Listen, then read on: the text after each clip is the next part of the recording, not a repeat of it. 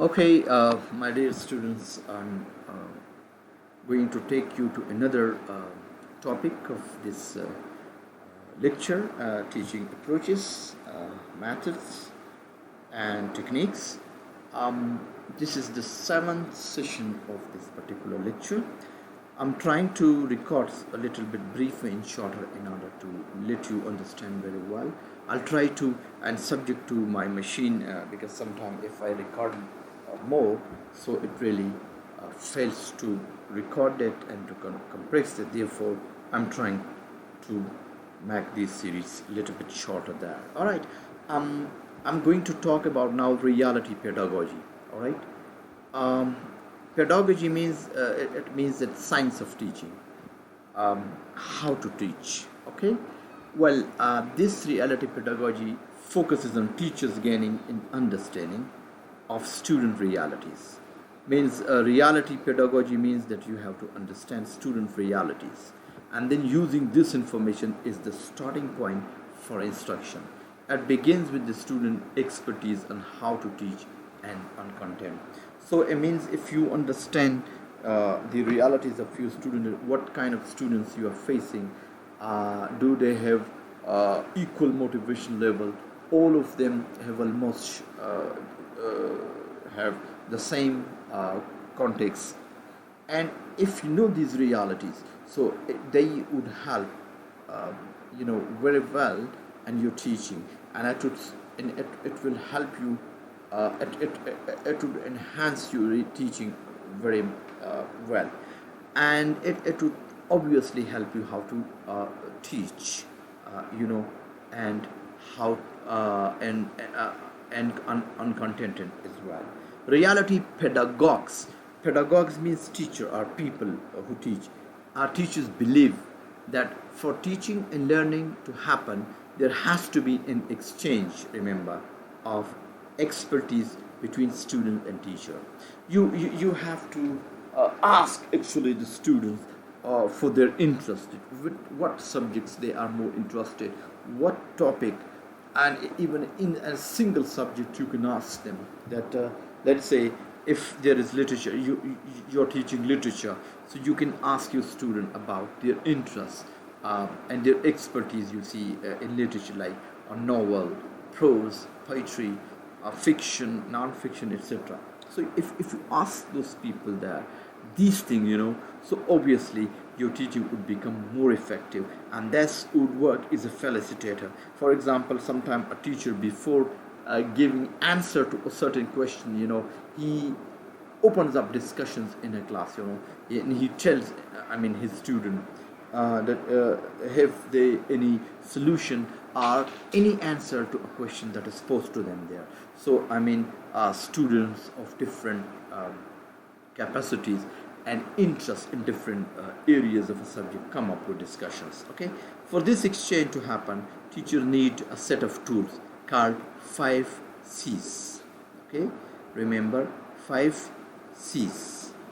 Gain insight into the student realities. Okay, these tools are 5 C's, as I said. um, Co-generative dialogues. Okay, co-generative dialogues, where teacher and student discuss in the classroom and both suggest ways to improve it. This comes from both sides, right, from student as well as from teachers. Okay, co-teaching. All right, uh, co-teaching, where students get opportunities to learn content and then teach to the class. Sometimes I do practice this thing in my classroom there, that I ask actually the student and I give them full time for their presentation, and that's why my presentations take longer, and we spend times there for hours in my classroom. But I do give them chance to listen to them, and thus each member of a group, if I divide them in group, gets an opportunity to say his part to the class. Thus I make them indirectly to teach, to his colleague. So in this co-teaching, this is very, very important, where students are exposed for teaching opportunities, and they get the confidence, they get, at least experience of teaching to his. And then cosmopolitanism are diverse, are multicultural, all right, where students have a role in how the class cooperates and what is taught. So this cosmopolitanism means that from where is diverse source, and so it means that students from different parts and from different contexts, they come and they are to teach, and they get this chance. And then we also talk about this 1C is stand for context, where the neighborhood and community of the school is seen, is part of the classroom as well. So obviously school exists in a context, where you are supposed to be doing things in a best possible way. Content, where teacher, another C, where teacher has to acknowledge the limitations of his or her content knowledge and work to build his or her content expertise with the students. Okay, sometimes you see,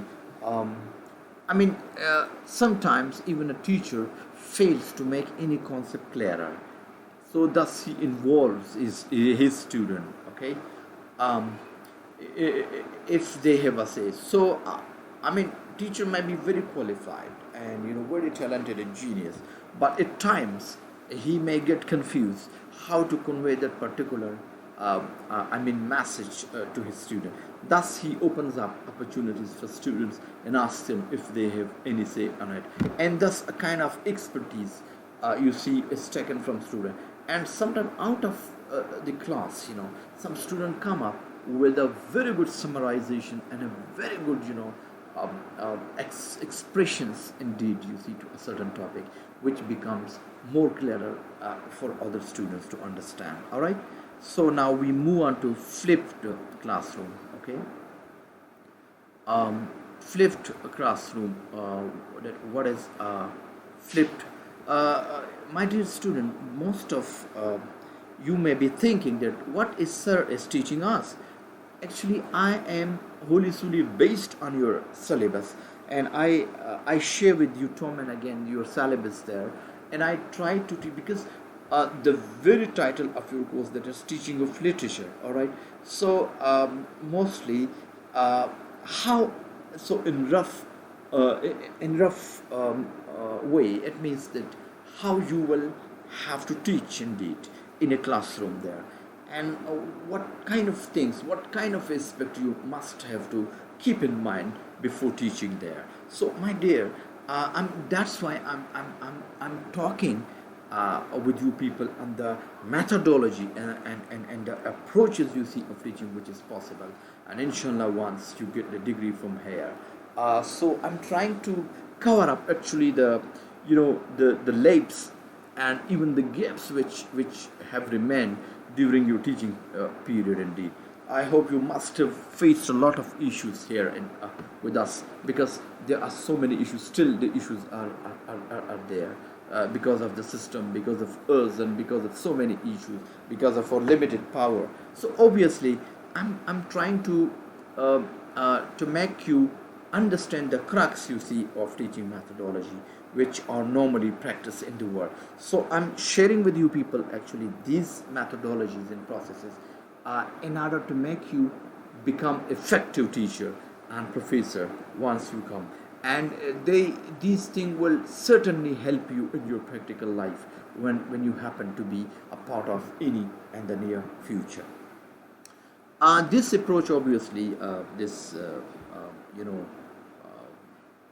flipped classroom, okay, involves a process where typical lecture that happens in the classroom occurs at home. Okay, students watch lectures on video, okay, and then return to school to engage in the exercises they would traditionally have for homework, and to ask questions based on the lecture they watch on their own at home. Like this lecture, you see, this is like a flipped classroom. All right, and you hear it, and then you come to the class and you discuss. When students watch videos at home, they can stop and go at their own pace. Means you see that in classroom we have limited time and we cannot take longer, and even if sometimes students understand or do not understand, but still they have to carry with us. Otherwise, they would. So, I mean, the basic advantage of this particular flipped classroom is that you can take the stuff at your own pace and take notes in their ledger. When they return to school, they can work in groups to discuss what they watched, and thus, you know, their question answered by their teacher. So, in this process, students create, remember, again, create, collaborate means they engage with with one another, all right, and learn at their own pace and apply what they have learned at home in the classroom.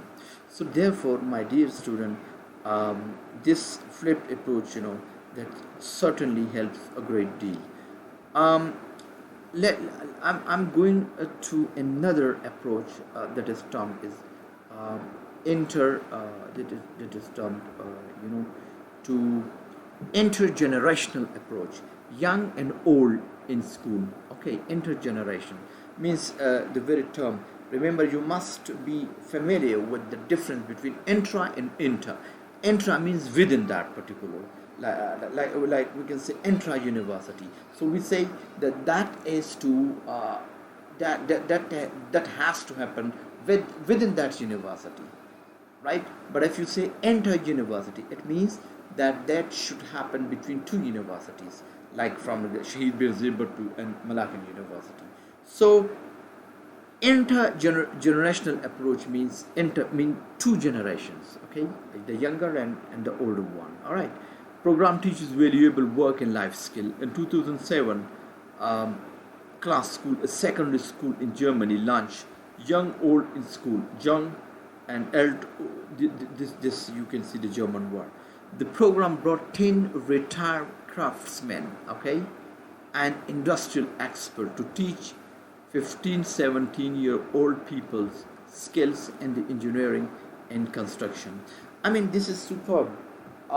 Most of the expert and the people and the expert in their own field, if you exploit their expertise, you exploit them for the benefits of your young. So I think this would tremendously help them and understand, because those people, those seniors, must have gone through such experiences in life, which a common teacher, a person who may be teaching about that subject, but he may have not gone through the same personal experience. So therefore, this approach, and I think the same should happen in our education system as well. Sometime in workshop, we ask them to come and share their experiences. But most of even I have heard in America that even the presidents, you see, of America, like Obama, like Bill Clinton and George Bush, and indeed, and some other, they go and they teach basically in different universities, and they share with them all. So it means this is very good step indeed. All right. So the project explore generational approach. Okay, approaches to helping students transition into working life and improving professional competence. I mean, just look at these two things. Means that working because the classroom life a little bit ideal. You are ideally taught things there, and while when you are actually taught by these people, they come and they share with you people. So obviously you become a real man in real life. So my dear student, obviously you see that such a project, such intergenerational approaches help students transition into working life and improving professional competence. They understand the practical problems you see in life. More information, obviously, if you need. So net is actually available, and you can just go and search. This might be a little bit assignment for you people if you want to do it. Optional, it's not compulsory. So obviously, if you are doing this indeed, so this would certainly be helpful for you if you have interest. For instance, you can go and find different case studies there. All right. Another concept that is we are going to talk about, that is co-teaching. Okay, it is a partnership between a general education teacher, all right, and a teacher who is experienced in teaching students with learning differences. All right. Sometime or most of our teachers, they are actually untrained. They do not have the professional training, indeed. So therefore, co-teaching means that something should be taught by the general teacher. A kind of partnership develops, you see, between the expert teacher who is aware of the different individual differences among the students, the learning difficulties and differences, and the general teacher. All right. So this is a very good method, and I think if this is applied, this would certainly help a great deal there. And service learning, we can say experiential learning. Okay, it is an experiential learning approach that combines learning processes in the classroom with community service, so that students learn is the work on addressing the real needs in communities. Okay, here the real spirit of community service is taught, and under the influence of it, teaching takes place. On one hand, learning and service need to be well integrated. So you, on one hand, you learn it. At the other hand, let's say, for example, if let's say being a language, being a linguistic students, if near the surrounding of universities, if there is a community whose language is in danger, and who do not actually have any means, they want to preserve their language, but unfortunately there is nothing. But so the Department of English can take initiative, and we can teach the same thing in our classroom, but at the same time we can also do some service, to that particular community too, in order to safeguard their language. Okay, so well-planned project will establish clear-cut objectives and identify obviously some deep studies, and identified actually objectives are required for this, because it's not an easy term. You have to carry it on, you have to plan, you see, for it, and then it could be effective. In a nutshell, we can say that service learning is positive effects on academic, remember, academic, personal, and social outcomes. So they help you in all these three. And then we talk about deep learning. Deep learning is based on the ability to relate ideas and concept to previous knowledge and experiences.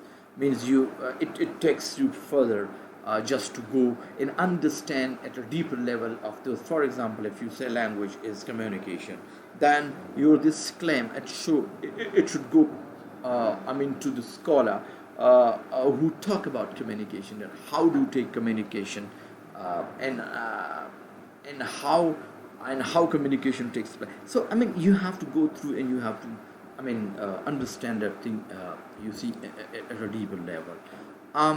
Learners interpret their knowledge into interrelated conceptual system. Obviously, you see that some system, you have to go through some other system and some other theories and approaches.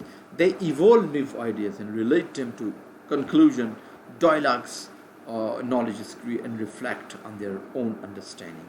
So obviously, deep learning is the is the very concept. It involves you in a deeper way. You do not seem to stop just by knowing the thing simply, but you will certainly go and to integrate your knowledge with some other system and some other philosophies and some other related things. Thus, it means that you understand the thing, you see, in a most completed sense. Okay. Then we also have a term that is reciprocal teaching. Reciprocal teaching means a dialogue between teachers and students for jointly constructing the meaning of text. Reciprocal means, for example, a teacher takes initiative, he starts teaching, and then he asks a student to come and reciprocate what they what they think of a topic there. Like sometime in literature and philosophy classes, um, mostly, I mean, such discussions are generated. The students are asked for their reciprocity, and they keep on, they keep on sharing their ideas with the teacher. It is designed to enhance comprehension. Obviously, its aim is to comprehension, and thus the student take obviously active role. If you ask them, it means you make them active, and obviously comprehension it improves, and in class interactions. So when a thing is discussed by majority, so it would certainly develop comprehension in all this. All right. Um, Teacher credibility is a critical factor in students' achievement, right? So obviously teacher should be credible enough, because that is a critical factor in students' achievement. And students are highly perceptive about knowing which teachers can make a difference to their learning, and instilling confidence through credible teaching. Obviously the students are aware of the fact, that what they can do there very well, and I think this problem-based learning, this we have discussed. So I think we have to just move a little bit faster, so that you can be at ease. All right. We have to then talk about the multimedia approach. Okay. Obviously, multimedia. First of all, you must understand what is multimedia. See, look at here. Multi, obviously, it means more than one. Okay, more than one. So media means for conveying information, means for conveying, media means channel through which you actually deliver your information to other. All right. But in social context, we means media.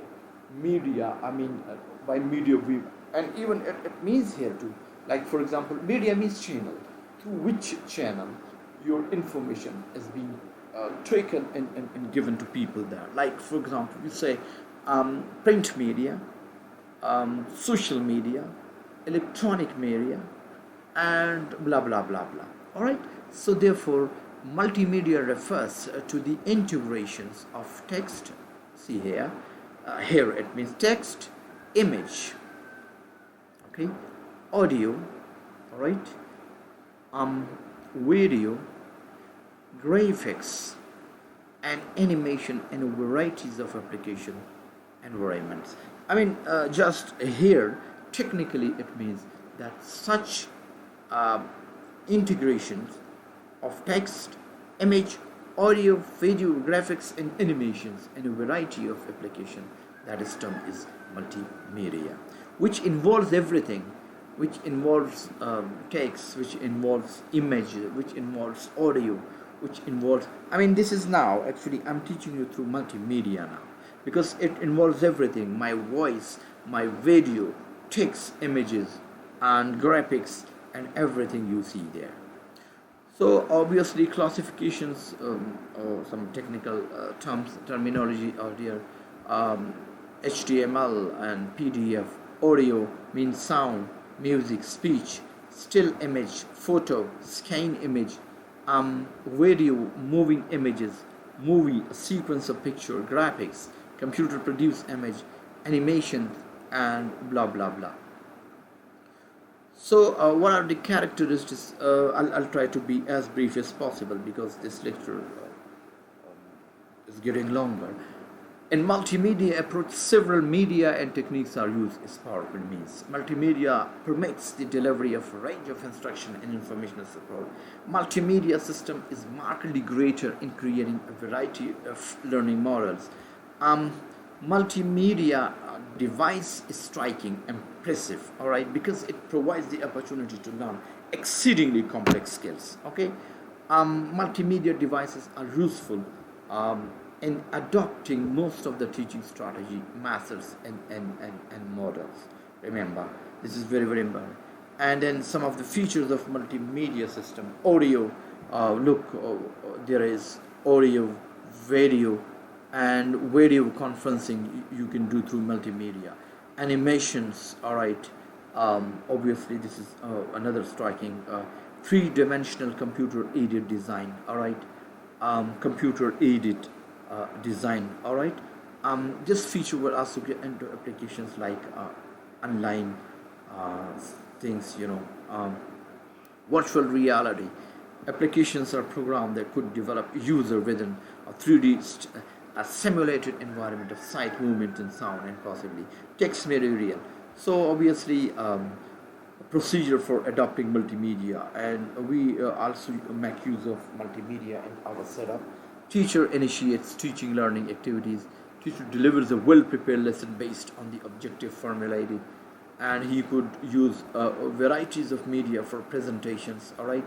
Teacher demonstrate a specific and specialized unit, and obviously by using a mix of multimedia, teacher may provide the learner with program learning material, series, online content, etc. I mean, he makes a mixture of all these multimedia, and then preparation and groundwork for students to embark in independent learning, and the student discuss with peer group and teachers about their plan as well. And obviously, in stage 4, students, they also use multimedia, and thus they get used to multimedia, and they become more technical in the sense of keeping himself or self abreast with the use of multimedia there. Integration of theory and practical, obviously, an exchange of ideas, critical analysis, and even learner finds teaching learning activities have to be organized on a higher level, and thus you keep yourself in touch. Obviously, keeping in touch, you see, with this multimedia more and more. Well, thank you very much. I mean, this part is enough. So after this, I'm going to talk about the inclusive approach, types of exceptional learning as well. All right. So hope that you understand what I said. Thank you.